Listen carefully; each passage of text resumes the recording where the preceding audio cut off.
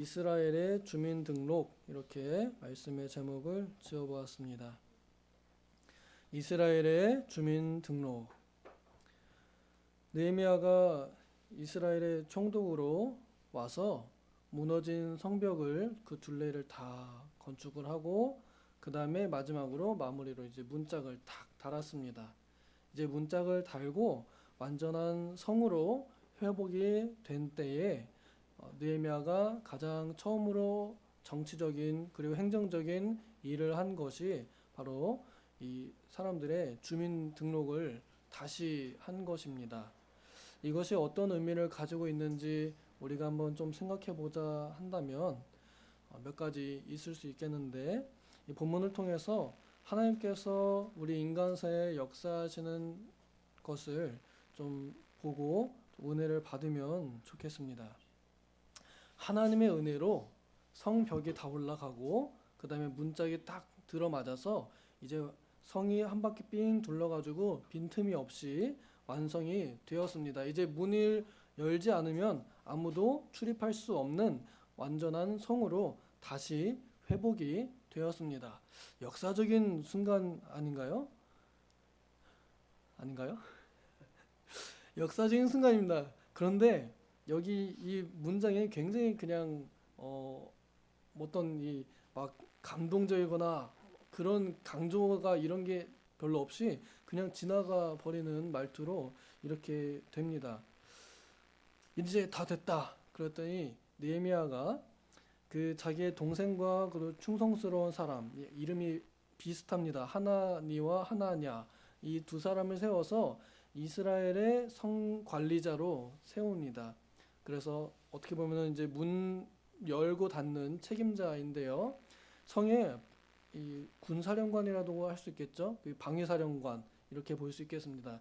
이 사람들이 이 성의 방위를 책임져서 아무도 이 성을 침입하지 못하게, 그리고 몰래 들어오지 못하게 막는 일을 시켰습니다.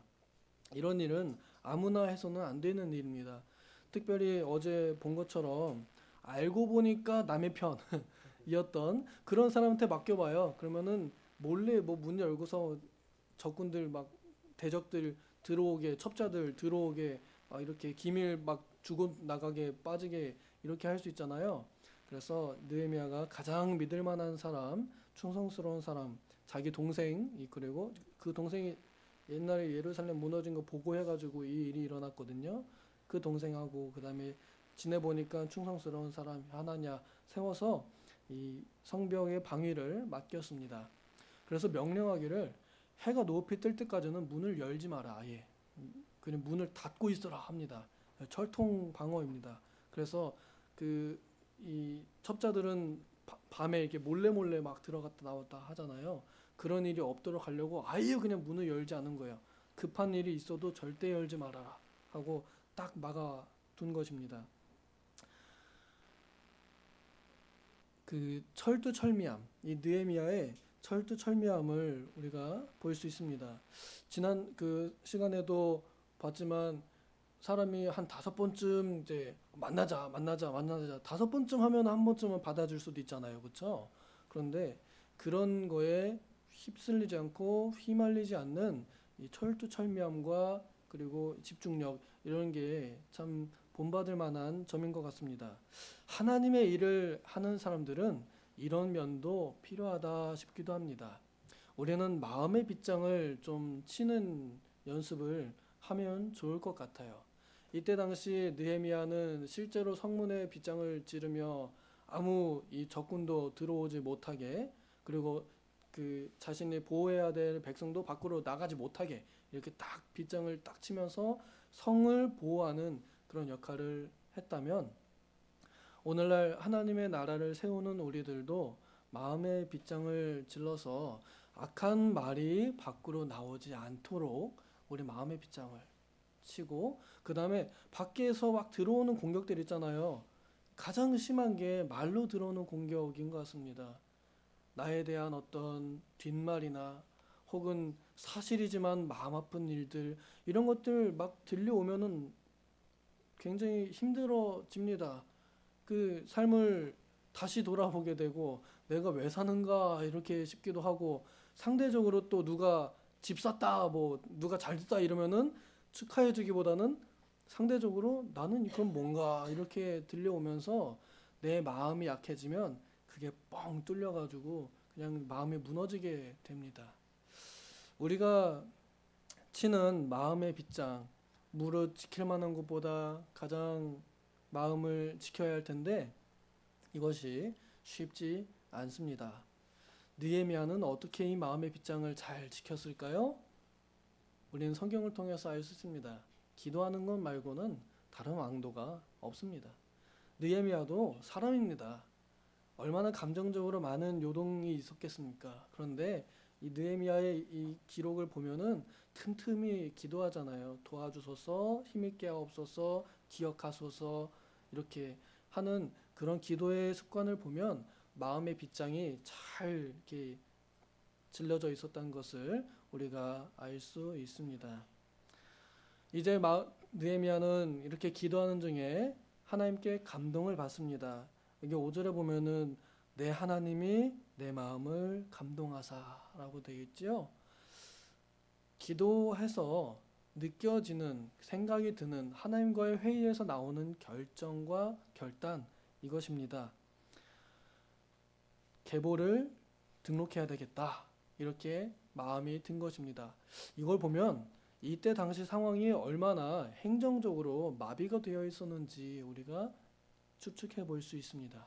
사람들이 남겨진 사람들은 행정적으로 어떤 처리가 안 돼서 자기가 뭐 등록이 안 돼 있고 그 다음에 돌아온 사람들도 그걸 해줄 만한 사람이 없어서 그냥 어중에 떠중에 들어와 있는 그래서 나중에 그 저기서 이 바벨론에서 포로 귀환할 때 출발할 때 그 등록한 이름들 그거 문서가 왔긴 왔는데 이게 제대로 처리가 안 된 상태인 겁니다. 그냥 사람들이 행정적으로 어떤 이 조치도 못 받고 그냥 주먹구구식으로 눌러 앉아 살고 있던 겁니다. 그 상태에서 느헤미야가 와서 이 주민들의 계보를 확실하게 이스라엘 백성으로 딱 등록을 시킨 거예요.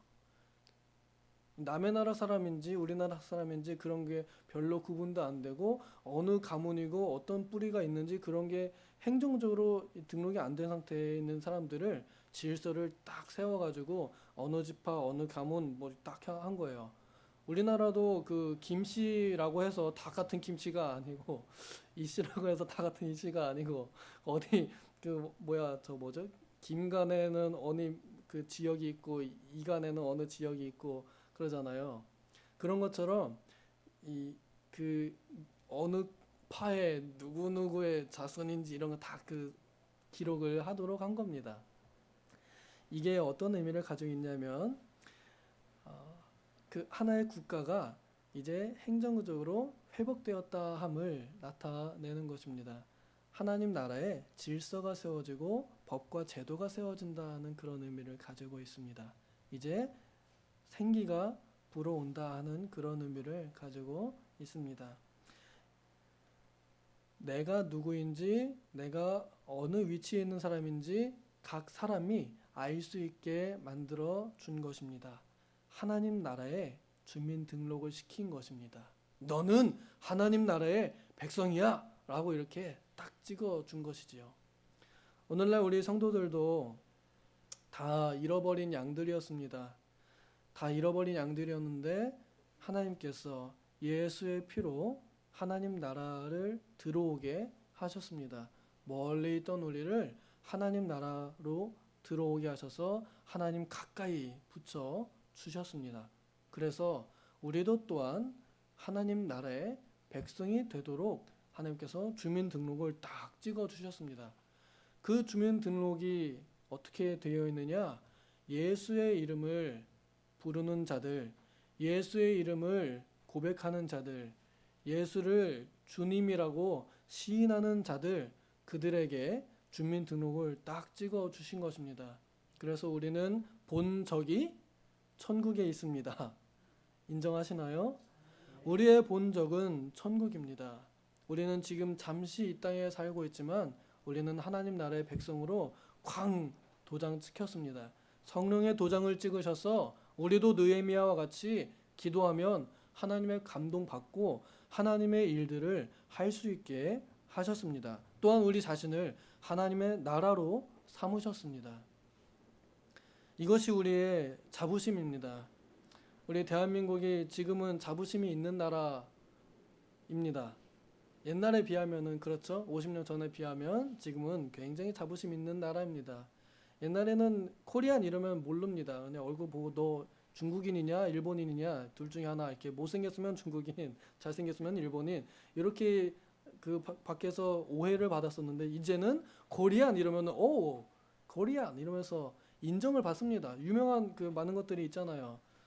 그 막 요즘에는 K 막 팝, 뭐 K 푸드 뭐 이런 식으로 K가 들어간 어떤 그런 걸로 우리가 이 위상이 많이 세워져서 대한민국 국민이라는 자부심이 세계에서도 인정을 받게 되었습니다. 그렇다면 천국의 국적은 얼마나 더 영광스럽고 얼마나 더 위대하겠습니까?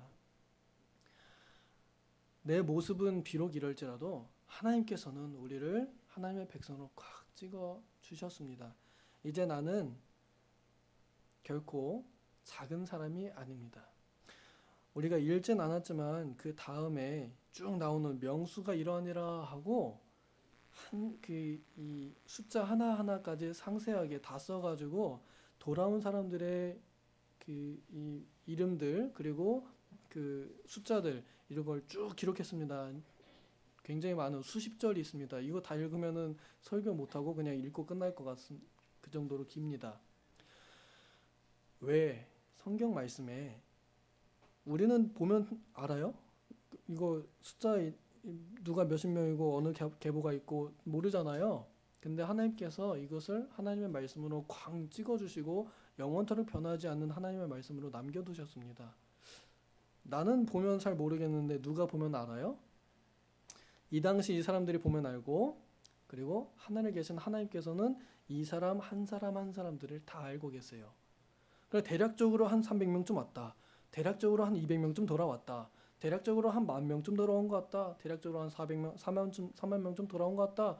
한 몇 명쯤 된 것 같다. 이렇게 하면 해도 되잖아요. 아무도 모르잖아요. 근데 정확하게 숫자를 한 사람 단위까지 기록한 것을 보면서 하나님의 세심함을 보게 됩니다. 한 사람도 놓치지 않고 자신의 백성으로 들이시는 하나님의 정확하심, 하나님의 세밀하심을 봅니다. 세심하게 한 사람 돌아온 것까지 역사하셨다. 그리고 이것은 정확한 역사다, 사실이다, 기록이다 라고 이렇게 가르쳐 주는 것입니다.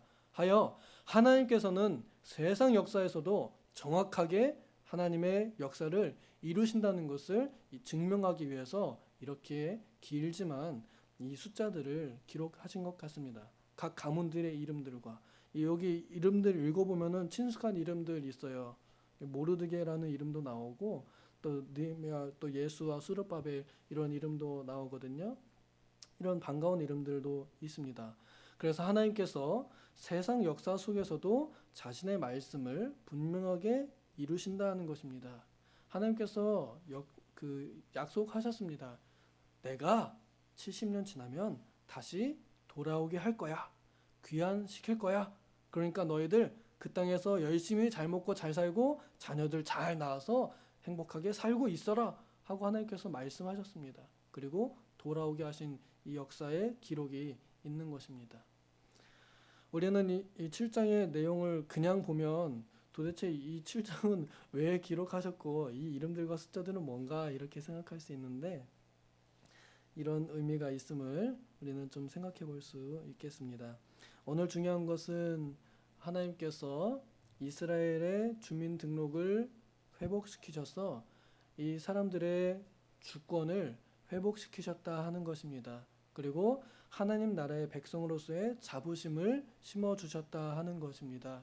하여 오늘 우리도 한 사람 한 사람 하나님께서 잊지 않으시고 또 잃어버리지 않으시고 놓치지 않으시고 또한 직접 놓지 않으시고 우리를 한 사람 한 사람을 세심하게 세밀하게 하나님 나라로 이끌어 오셨고 우리를 거기에 주민등록을 꽝 찍어 주셨다 하는 그 확신으로 하나님 나라의 백성으로서의 자부심을 가지는 시간이 되면 좋겠습니다.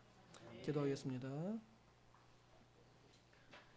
하나님 아버지, 우리는 참으로 연약해서 하나님 나라의 백성이 될 자격이 없는데 하나님께서 우리를 불쌍히 여기시고 사랑스럽게 여기셔서 하나님 아버지의 아드님 예수 그리스도의 피값으로 우리를 속량하셔서 죄인이었던 우리를 하나님의 아들로, 그리고 저 마귀의 나라에 있던 우리들을 하나님 나라로 신분을 바꾸어 주셔서 하늘 예루살렘의 이스라엘의 주민으로 등록시켜 주신 것 감사합니다.